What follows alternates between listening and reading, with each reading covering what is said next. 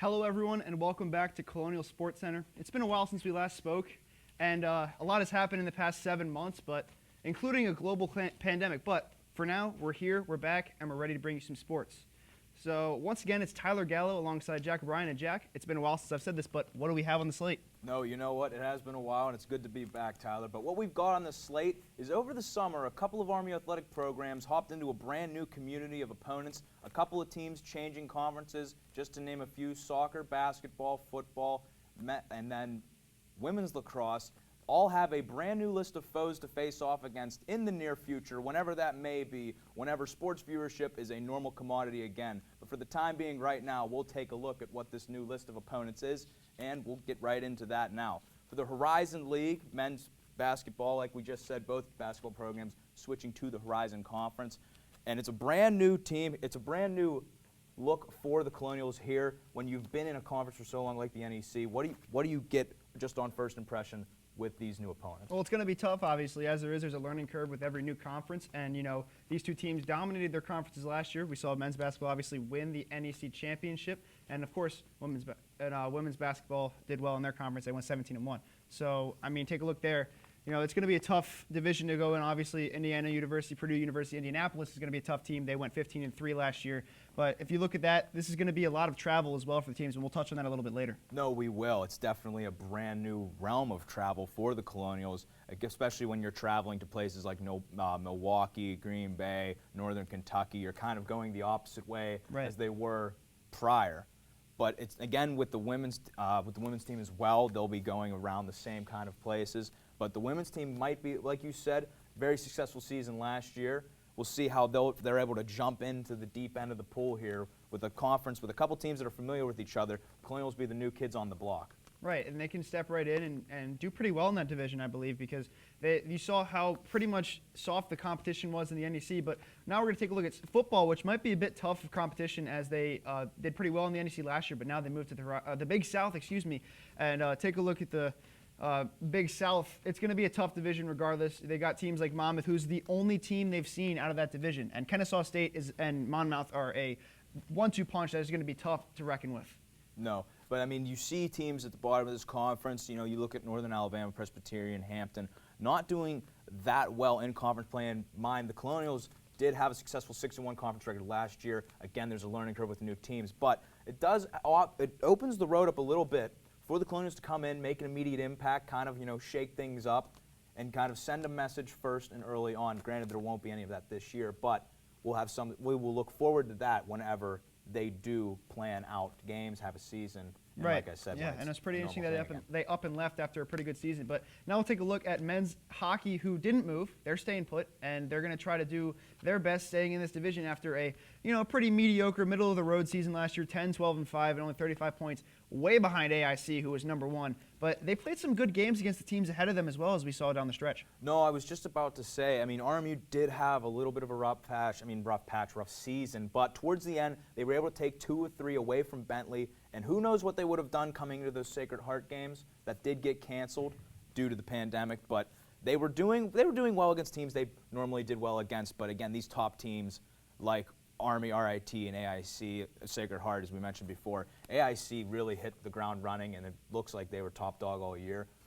We'll see if they're able to continue that dominance this year, and maybe the Colonials are able to take a step forward as far as success goes on their end. Right, yeah, AIC was the team that beat RMU a few years ago, if you recall that, and they played them a couple down the stretch last year, and they were pretty good games, but AIC did end up taking them. And now we'll take a look at women's hockey, who also stayed put this year, and once again, domination in their division. They won, but they were not able to complete it off. They lost in the next round in the tournament, and yeah, like I said, they were pretty close to Mercyhurst all year, but Mercyhurst did end up taking the top of that division. RMU just 1 point behind them down the stretch. We saw a lot of good games, though, from women's hockey, as well as J.C. Gebhard getting that record. No, we did, and we talked about it time and time again last year, how Robert Morris and Mercyhurst were just in a dogfight for these top 2 spots, for the top spot, really. And then you have a team like Syracuse that's still right there as that number 3 team. It was granted, those bottom 3 teams really didn't pack the punch that the top 3 did, but seeing these top 3 teams battle for that supremacy in the conference all year round is very entertaining, and we'll see if that'll continue as well. Exactly. It was very interesting to watch those games, especially because RMU would be in action and so would Mercyhurst, and they'd be scoreboard watching the entire game. No, and we'll check out where women's lacrosse will lie while they jump over to the MAC. And again, a team that normally does pretty successful continually. They're going to be seeing new teams here, like Central Michigan, Detroit Mercy, Kent State, Youngstown State, Akron, and Eastern Michigan. But you have Youngstown State and Akron in their inaugural seasons as well. So the Colonials not being the only new kids on the block as far as this conference goes. Right. There's going to be a huge chance, especially with the new teams who are going to be in the same boat as them. It's going to be pretty interesting to see and watch them. Eastern Michigan is starting next year, by the way. But it's just a brand new conference, obviously, and we have all these teams coming together to see what it's going to be. There is a chance for the Colonials there to dominate that division. No, there is. And then while we're on the topic of lacrosse, we'll truck over to the men's lacrosse team, who was been predicted to be the winner of not only their regional conference, but to be a force to be reckoned with down the road come the NCAA tournament. And you saw that where they kind of stopped last year, they were fourth in the conference, but still able to be a competitive team. What are you seeing from the results of last year? Well, last year, obviously, they didn't get to complete the full season. It would have been interesting to see them get ahead of Mount St. Mary's and Hobart and all of them after, you know, what happened to them a few years ago. But once again, this team is a force. They're one of the best on campus, and they're a team that's going to hold pat pretty much any year, and they're going to do well. And like you said, force to be reckoned with. And in the NCAA tournament, they've made that a couple times. So now it's going to be interesting to see what they do once again in the NEC. So when we come back, we will break down both the Big South and the Horizon League with some analysts and discuss the lack of change in men's and women's hockey's divisions in that realm. So stay tuned for it here on Colonial Sports Center. Hey, Dad, I need your help asking Jessica to prom. Of course. Love is like the ocean. You have to tread the Oh, waters. Dad, that's not the kind of help I needed. Hey, Jessica. Will you go to prom with me? Yes. You don't have to be perfect to be a perfect parent. Thousands of teens in foster care can't wait to share their first with you. Let me tell you about the toughest guy on earth. He has the crazy strength to lift the man that raised him up without even flinching. This guy, no, this warrior, will always be by his father's side, even if his dad will hardly remember. If this guy isn't the toughest guy on the planet, then I don't know who is. Caregiving is tougher than tough. Find the care guides you need at aarp.org/caregiving. What do you think you're doing, Kevin? Was just gonna drive home. There are several warning signs present that you shouldn't be driving. Like hearing voices? Like your text-to-emoji ratio? Oh man, the selfies. Selfie, nailed it. We all have warning signs that let us know that we're probably not okay to drive. Mine is pretending to be your subconscious. Craig, come on man, let's put a ride home. Hey, Bobo, do trees tell each other stories? I'm sorry. I'm afraid I don't know that. Hey, why don't we go find out? Listen. Can birds draw pictures? I don't have an answer for that. Dad, do stars visit their friends? Look!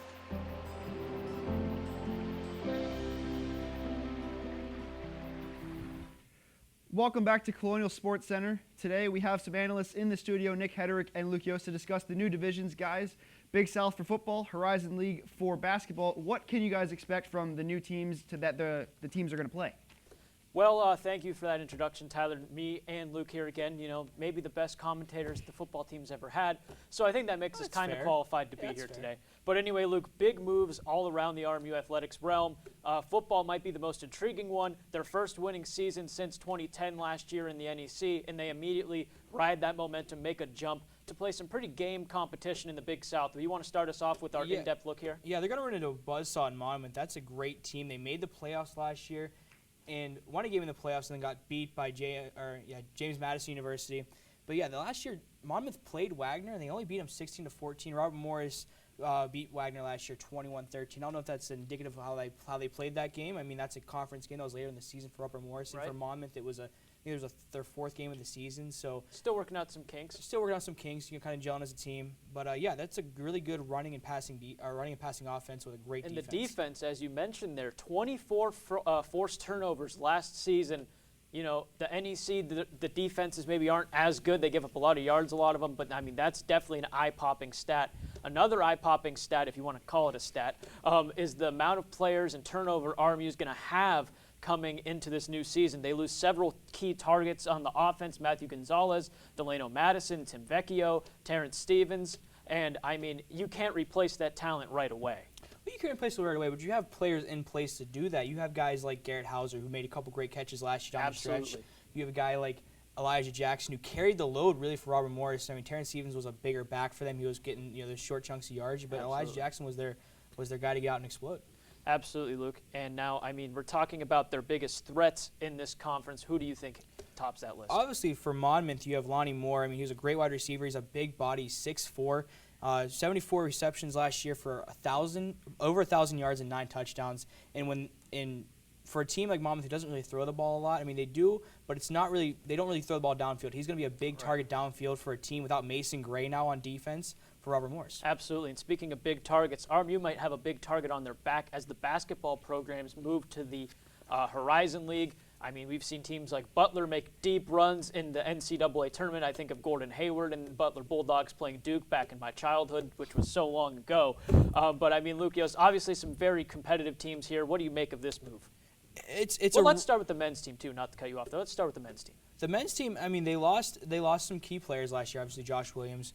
His time here at Robert Morris has come to an end, and Giannis Mendy, who carried the load on defense in the paint for this team. The Jalen Hawkins transfer, obviously, though, Coach Toole and the gang, they know all about transfers in the middle of the season. We've seen a lot of talent go by the wayside via transfer. Looking at some of these teams here, though, Luke, what do you make of Wright State, Northern Kentucky, some of the big dogs in this conference? They're two really good teams, and I think, for Wright State, we see that they lost Bill Wampler from last year at 15 points and 4.5 rebounds per game.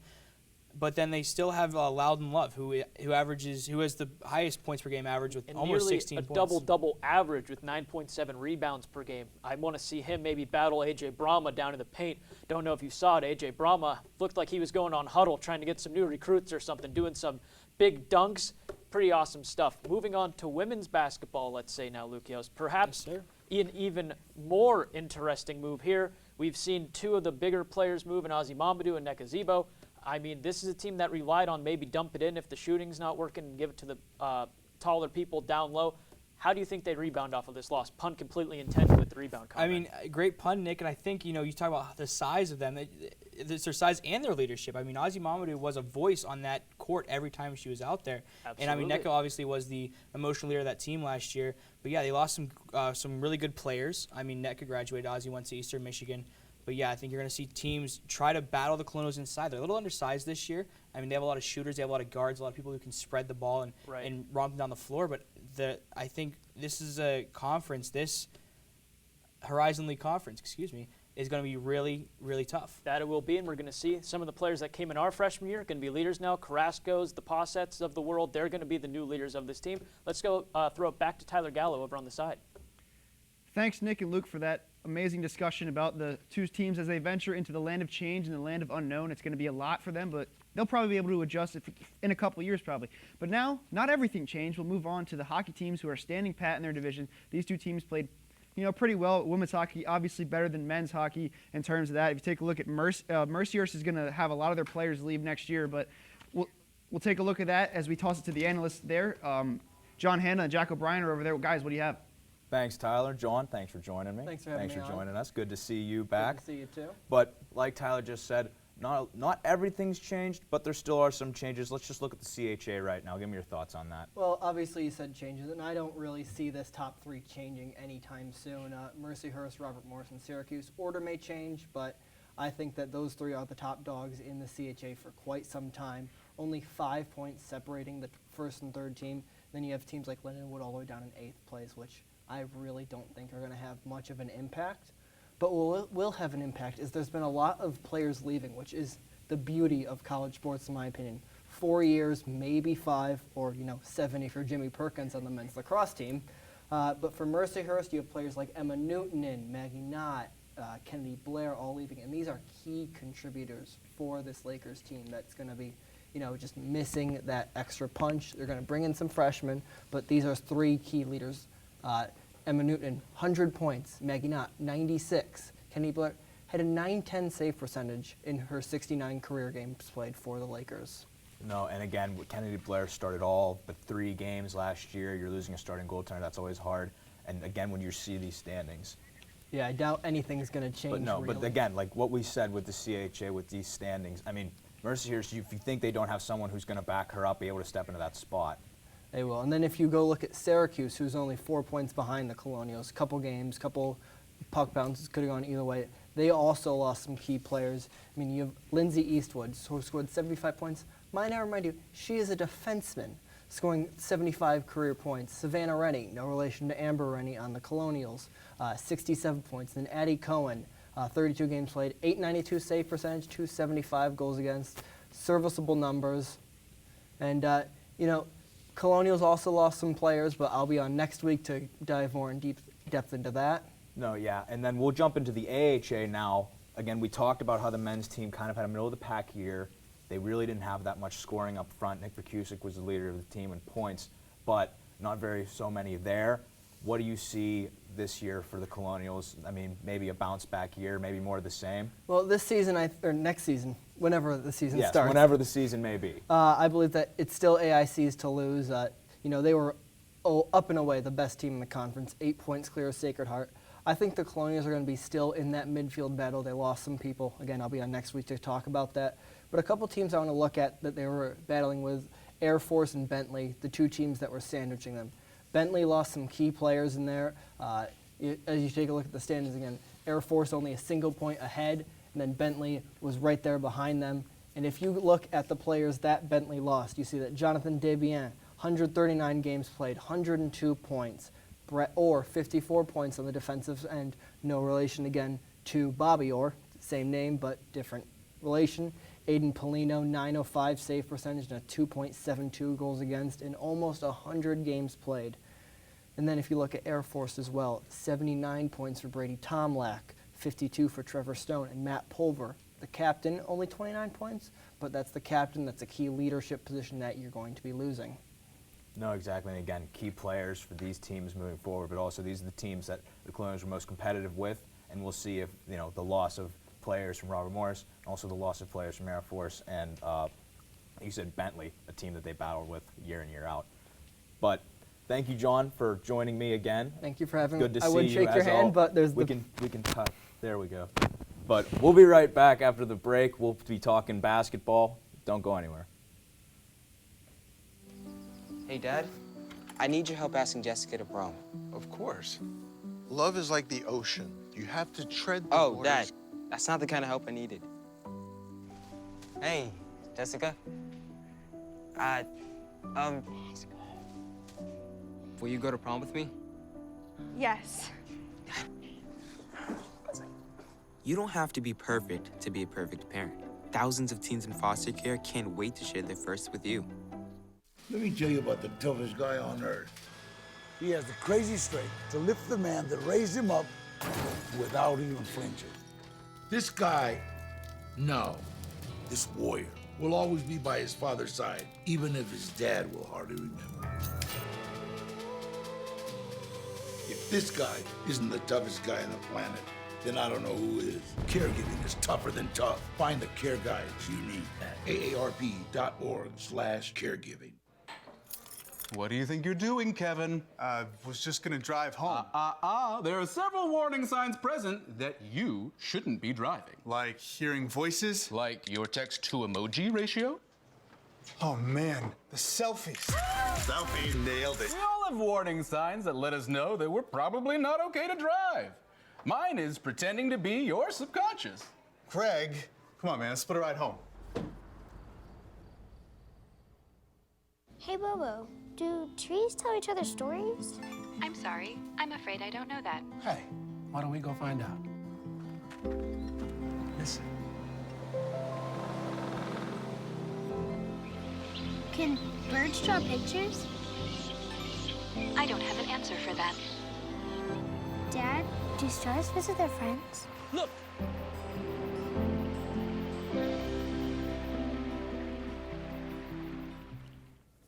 Welcome back to Colonial Sports Center. Now, before the world was sent into a deep, dark depression of their living room, the NEC tournament did take place. And joining me now as analysts is Austin Bechtel and Nathan Breisinger.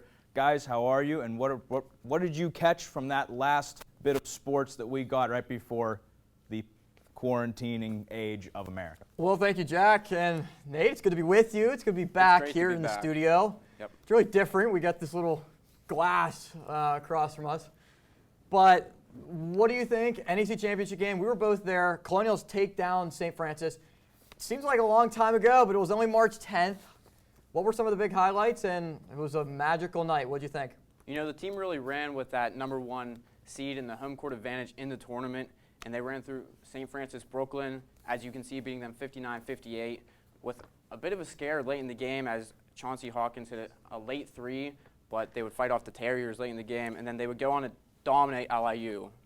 Yeah, 86-66. Really been able to take that game, the lead into the home game against St. Francis. First championship ever won in the new UPMC Event Center. That game, 77-67. And Nate, it ended up being the last game that the Colonials ever played in the Northeast Conference. You know, it was such a great atmosphere being at that game. You know, the score might have indicated saying 77-67, but really it didn't. It really wasn't that way. Colonials dominated the entire game. Brahma, the putback slam, put the place on fire. Well, you know who was dominant in that game? Dante Tracy. He ended up winning MVP of the game. He had 18 points, 5 assists, and 4 rebounds. Kind of coming out of nowhere. Kind of a pass-first guard as a sophomore. Played an absolutely great game and really was the reason why they won. You know, yeah, Dante Tracy really took the lead there, and the Colonials were able to get that championship, winning their 9th NEC tournament title. No, and guys, you've been talking about the final. We can roll right into that highlight right now, and we can talk about all these great moments from that game, and we can see them happen live action as we go to the highlights of that NEC final right now. And let's get after it. It is St. Francis and Robert Morris. First clip here, we've got Giannis Mendy, a kick out to Savion McEwen for a big three early on. Then coming up, Brahma down to Dante Tracy, who throws a dime over to Williams. Pump fake, and he's going to drain that. He was on fire, as Austin had said before. But now we have a drive by Tracy, and the layup will be good. Colonial still leading ahead, but not by a lot.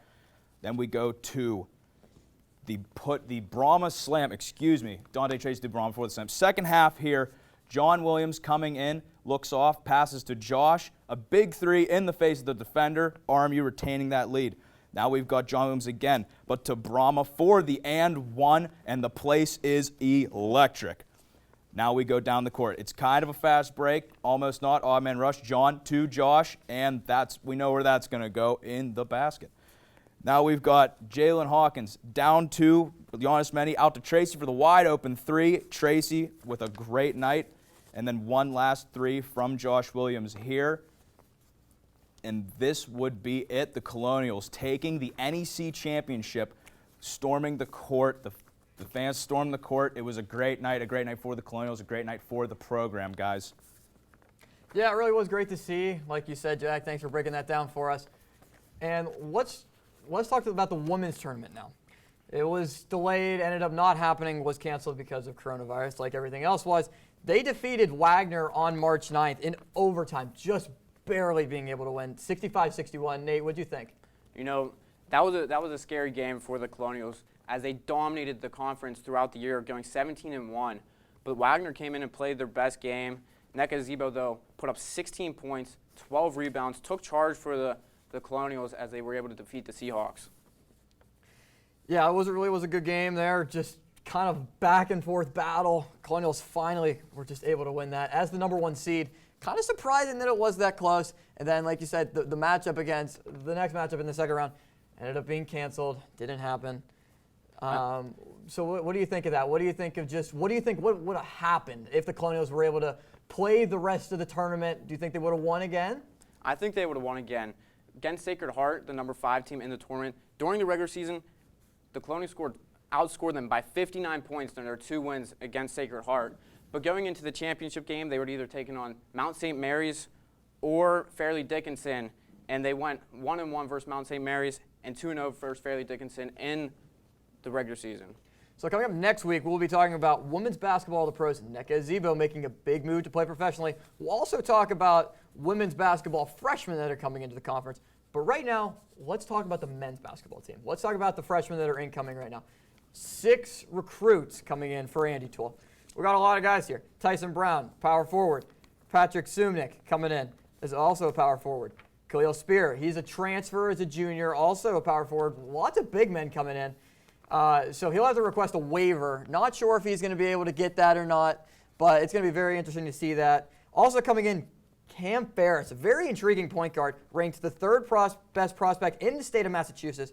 Traden Williams, another point guard, and Enoch Cheeks, a 3rd point guard coming in for Andy Toole. So looking at that, you get 3 big guys and 3 guards. Yeah, the Colonials are bringing in a lot of playmakers in the guard position, bringing in some big men like you mentioned. But Cam Ferris, a 3-star under 24/7 Sports, had offers from Boston U, Canisius, Eastern Carolina, and Fairfield, but chose RMU to make it his home. Well, there's going to be a lot of interesting players. Cam Ferris, one of the best players that RMU's really been able to recruit. Mm-hmm. So coming up after the break, we'll have more sports. Tune in. Hey, Dad. I need your help asking Jessica to prom. Of course. Love is like the ocean. You have to tread the Oh, waters. Dad, that's not the kind of help I needed. Hey, Jessica. Will you go to prom with me? Yes. You don't have to be perfect to be a perfect parent. Thousands of teens in foster care can't wait to share their first with you.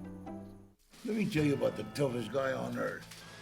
He has the crazy strength to lift the man that raised him up without even flinching. This guy, no, this warrior, will always be by his father's side, even if his dad will hardly remember.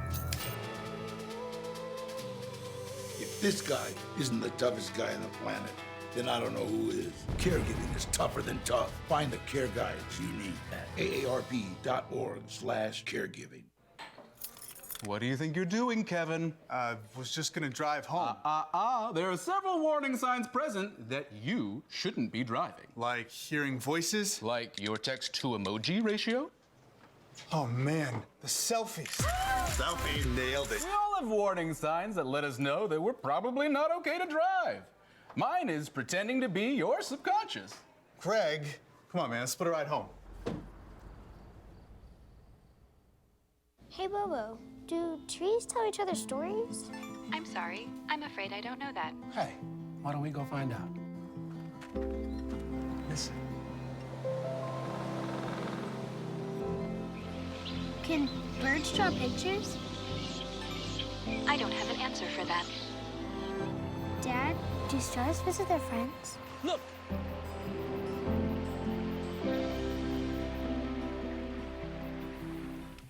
Welcome back to Colonial Sports Center, and while our time here today is wrapping up to a close, we're going to take a look at what we're going to look at next week. And next week is going to be a very women's basketball and men's hockey heavy show. We're going to talk about their incoming freshmen for women's basketball and women's hockey too. And also, men's hockey seemingly getting pro deals for their graduating class last year almost every day. No, I know, and that was a great thing to see, even after, like, we talked about how it was in the middle of the pack year, but seeing how these guys work so hard every night in, night out, to see them get that validation at the end, get that, the confirmation that, it's not a good year, but there's still a lot of good players on this team, and they're being rewarded as such. And like we said, with the new incoming talent on men's hockey and women's basketball, maybe some, for more on the men's hockey front, maybe some guys who bring a little more of a scoring edge, kind of get some new blood in there, a younger team, a hungrier team, if you will. I don't know. We'll see next week. Yeah, right. And women's basketball has gotten some intriguing incoming freshmen as well. Some people that are hopefully going to replace Ire Azimamadou, who transferred away, and Nneka Ziba, who went pro, which we will touch on next week. But obviously, it's going to be interesting to see. Like we've said before, next season is going to be huge, as well as it's a lot. And pretty much just looking back at every team, what's going to happen this year with no sports going on. No, I know, but I mean, looking ahead to the future, looking ahead to these games and these new conferences, you need to make an impact and to have players that'll come in like that is a huge thing. Right. Well, that's all the time we have for you today. Tyler Gallo, Jack O'Brien, and for everyone else, we will see you next week.